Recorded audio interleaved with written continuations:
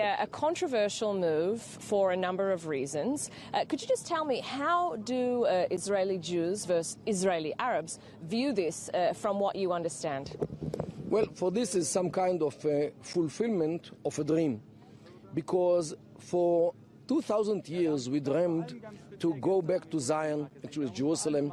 Zionism is based on the word Zion, and to be recognized by the world as the people indigenous to this country. Moving the American embassy is actually a seal of approval from the world, not only from our nation, but from other nations as well, that yes, we Jews are indigenous to this country, and this is why the State of Israel has all the right to be here forever. Don't forget that Jerusalem was our capital 3,000 years ago already, in the days of David and Solomon, when all our neighbors were Bedouins in the Arab Peninsula, where they came from in the 7th century. So this is why, since we are indigenous to this country, moving the embassy actually is a seal of approval to this fact. Okay, you say this is a seal of approval not only from the United States, obviously it's their embassy, but also from the world. Well, we know that around 86 envoys were invited to what was a reception last night at the Foreign Ministry to celebrate this event. Only 32 of them showed up. There are no traditional allies of Israel among them, including of the superpowers like Great Britain. The European Union has voiced its displeasure. Is this a productive move when it comes to relations with these countries? Well, it will take some time. So far, the Arab politics and the money and the oil and the gas play a role, unfortunately, in the decisions of the world.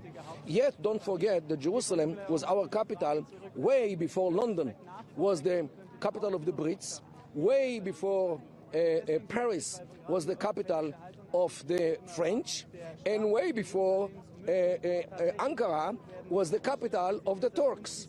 So why should the world not recognize Jerusalem as the capital of the Jews? Okay, we talk about 3,000 years ago. Well, in the year 2018, we know things here are quite tense. This is a very tense week indeed. There's also a peace process.